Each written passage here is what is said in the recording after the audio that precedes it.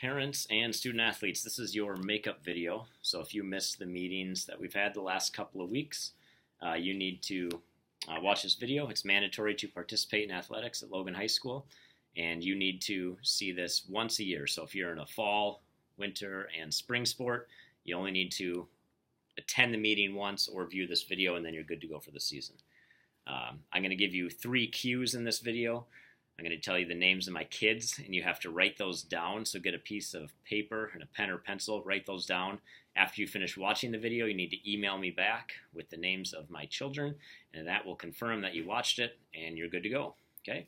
So I'm going to roll through this rather quickly. Hopefully 10 to 15 minutes, this video will be done, and you can email me back and get confirmation, and then you'll be good to go. Again, I am Mr. Gilge, new athletic director. Mrs. Ask is still the administrative assistant in the activities office, so you can ask us questions. You can come in, and we're here to help. That's our job. But the quote I have on the screen is, "A lack of preparation on your part does not constitute an emergency on our part." So if you have questions, if you have things you need done, do it in advance as far as possible, and we'll help you out. But if you come to us last minute with things, we're not going to be able to do much for you necessarily. So take care of things ahead of time. But myself and Mrs. Ask are here to help. Sue is still our trainer. She's been here over 20 years, very good at what she does, so please take advantage of her services. Parents, make sure that you are communicating to your children that they need to talk to our trainer about any issues they're having before they're going to the doctor. If something's happening at school, our trainer really needs to know about it. Sue is in her office from 3 to 6, and her room is located down the hallway next to the pool. Remember, participation in co-curricular activities is a choice, it is voluntary, it is a privilege. It's not something you just get to do. So don't assume anything. Always give your best effort athletically, academically, attitude-wise, and make sure you're in a good spot. Also have the attitude of a team player versus individual, me versus we. It's a very powerful statement. Are you going to focus on yourself and what you can achieve? Or are you going to focus on what's best for the team and being part of a really good team? Much better experience that way. So hopefully we're all having the attitude of me or of we instead of the attitude of me. It's all about me. Registration. If you haven't registered yet, it is done online. There's a link right here.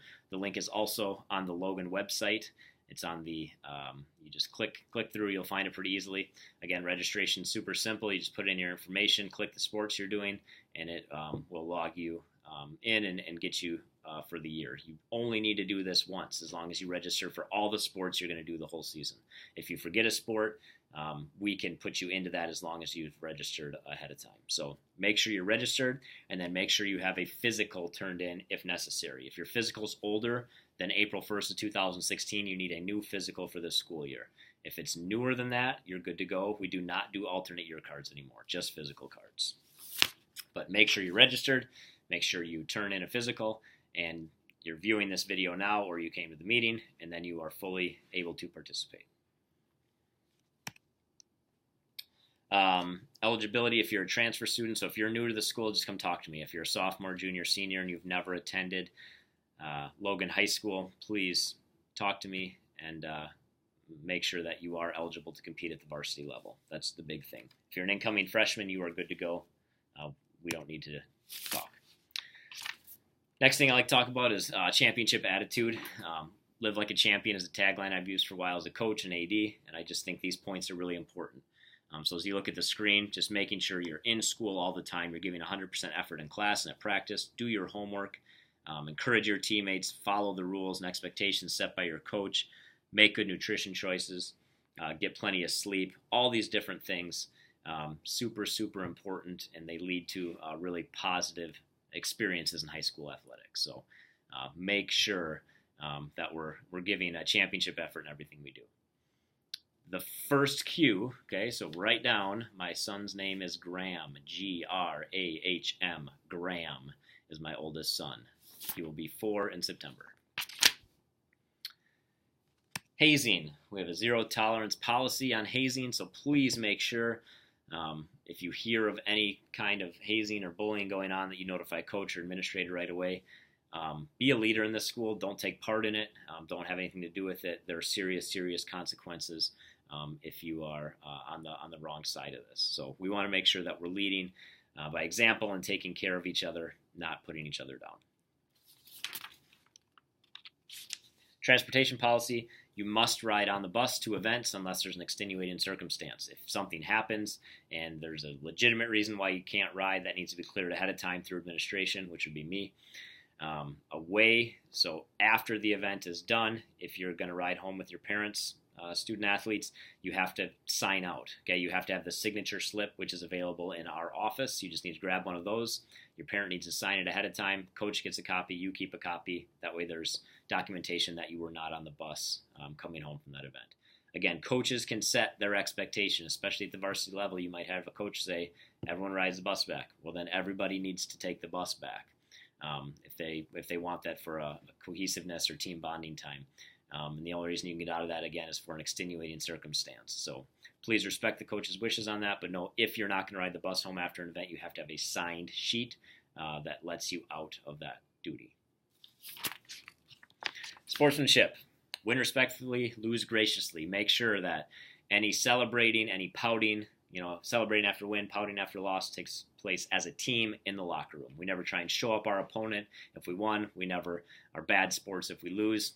We shake hands, we're respectful, and then we leave the court, we leave the field, wherever we're at, and if we have some celebrating to do, we do it with our teammates, and we do it as a group in the locker room, and we don't try and show up the other team. If we're upset about a loss, it's understandable, but same thing, we pout in the locker room, we talk to our teammates about it, or our coaches about it, and we're not getting mad on the court or field. Social media has become a real pain for athletic administrators. So my big thing on this is just make sure if you're saying anything is positive. Don't put anything negative on social media. Twitter, Facebook, Instagram, Snapchat, whatever it is, it shouldn't be negative. And especially for parents. Okay, when parents get involved with negative stuff, it can really put a damper on a team season and really pull parents apart. And there's just no place for it. So make sure everything that's put out on social media is positive and putting our school in a good light. Use social media to lift each other up, not put anybody down. Chain of communication, chain of command. Make sure student athletes, you are talking to your coach about issues. Go to them right away. That's okay. That's what they're there for. If you and your parent need to do that, go for it. Okay, talk to your direct coach. If you're a freshman, talk to your freshman coach about the issue. After that, you can talk to the varsity coach if needed. But again, it's coach and student athlete are there, parent if necessary. But I'm not going to get involved in that. You need to talk to your coach first. After you've talked through the chain of command with coaches, then I can get involved. But it will always be a meeting with me, the coach, the student athlete, and the parent. I'm never going to meet without the student athlete there.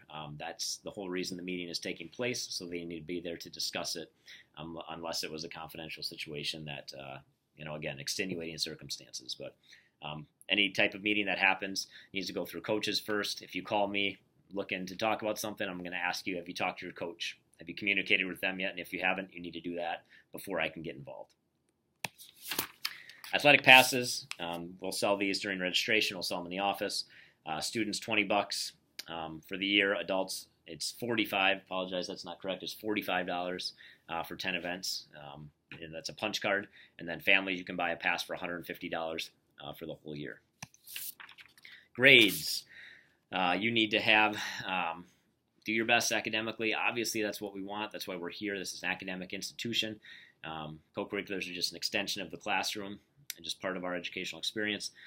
But if you are ineligible, it's because you have 2 Fs on a semester or quarter grade report, or you have a GPA that is not 1.5 or higher. So if you're 1.5 or lower GPA, that's also going to mark you as ineligible for 15 days, okay? So 15 regularly scheduled school days you'll miss, and then if your GPA is up, your grades are back up, you're not failing anything, you get reinstated. If that's not the case, then you'll just continue on with your suspension. If it's fall, which it is right now, it's 21 calendar days if you're from the start of your sport. So, for example, football is going to play 2 weeks before school, so if you're ineligible, your suspension starts the day of your first game. 21 days later, you'll regain eligibility if we're not in school yet. Also, during suspensions, students must continue to attend practice and stay in good standing with the team. You're not allowed to just show back up when your suspension's over. Second name, of my children, Claire, Claire. Claire is my second child. She just turned 2. One more to go. Code violations, okay, related to drugs and alcohol. If you get caught, 50% suspension from your next season. This carries over. If you're a freshman, you get busted for drinking or drugs, and you don't do sports till your junior year, that suspension will still be there. It doesn't go away. It sits there until you serve it, which is different from academic. Academic just applies right away. If you're not in a sport, it wouldn't matter if you were eligible once you got to that sport. Second offense, 100% suspension for the next sport you participate in, can be reduced to 50% with the completion of a course. First offense can also be reduced to 20% if you take a class on that. And with your first offense, you can self-refer within 3 days of the incident and have it reduced even more. You can cut it in half again. Third offense, you're done for a full calendar year. So again, this is drug and alcohol related. Make sure we're taking this seriously. You're signing a contract when you register that says, I won't do this stuff. So please take that seriously. Have your word mean something and don't be involved in it. Code violations relating to tobacco. It's first offense, 1 game. Second offense, 2 games. Third offense, 3 games.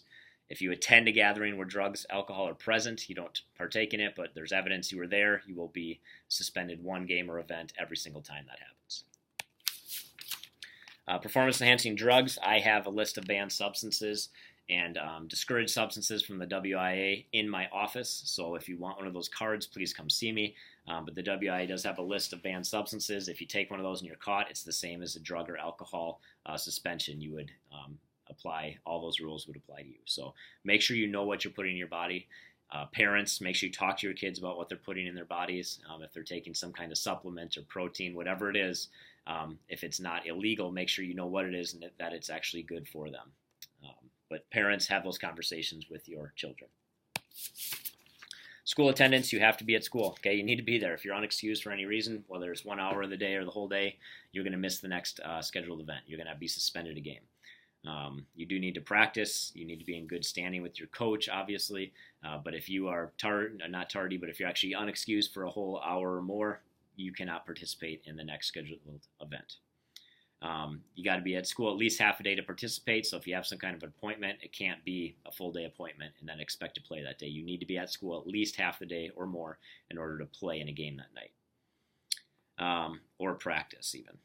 And you must attend school the day after an athletic event, or you could be subject to suspension for your next event. So make sure, just because you were out, late, we were on the bus, coming back from somewhere on a Thursday night, you still need to be at school on Friday. You still need to get to practice. In-season conflicts, you just need to have administrative approval. So if you're you're in volleyball and you want to do, something, another volleyball tournament outside of our team, you're actually allowed to do 2 of those, 2 of the same sport. You can do 2 of those per season, but it has to be approved by your coach, by the administrator. We have to sign off on a sheet saying you're doing it. So don't do any of that without approval from your coach and myself. You need to talk to your coach and make sure you're clear on their expectations for the season. So you cannot be in the same event. So you cannot do volleyball and a club volleyball team at the same time. You cannot play basketball and club basketball at the same time and do it all year and be an event after event. You're allowed 2 events and that's it. But you can't participate in a similar sport at the same time. You can legally, according to the WI, participate in a different sport. So if I'm in football, I could do a fall baseball season. That's okay. But you have to clear it with your coach, okay? If your coach says it's not okay, then it's not. WIA rule says it is, but if your coach says, nope, you need to focus on football and do this, then that's the expectation you need to meet, okay? So make sure you're talking to your coaches about that and following their rules and expectations. Final thing is my third child. Her name is Gertie, Gertie, Gertie. So hopefully you've written down those 3 names. When you email me back, you need to just say, who watched the video so I can check that off. And then you need to email me the 3 names of my children to prove that you watched this video, and you will be completed for the year. This will cover your code meeting for fall, winter, and spring, and there's no need to attend those meetings again. So if you have any questions, contact me in the office. You can email me. You can call me. My email and phone number are on the Logan School District website.